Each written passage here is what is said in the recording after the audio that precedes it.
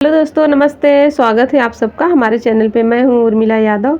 मैं गाने जा रही हूँ एक लाचारी गीत। कैसा लगेगा कमेंट करके ज़रूर बताइएगा, शेयर सब्सक्राइब कीजिएगा।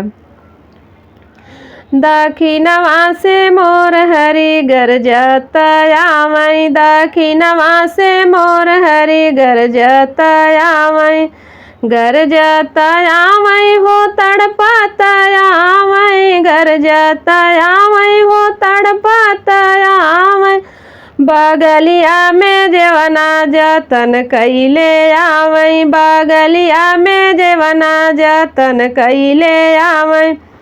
दखिनवा से मोर हरि गरजत आवै, दखिनवा से मोर हरि गरजत आवै, गरजत आवै हो तड़पत आवै, गरजत आवै हो तड़पत आवै।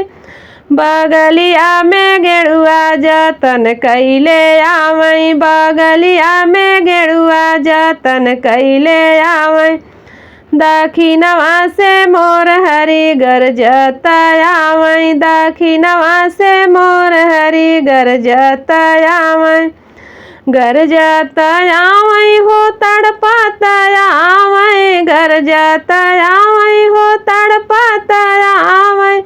बगलिया में बिड़वा जतन कैले आवै, बगलिया में बिड़वा जतन कैले आवै। दखिनवा से मोर हरि गरजत आवै, दखिनवा से मोर हरि गरजत आवै, दखिनवा से मोर हरि गरजत आवै।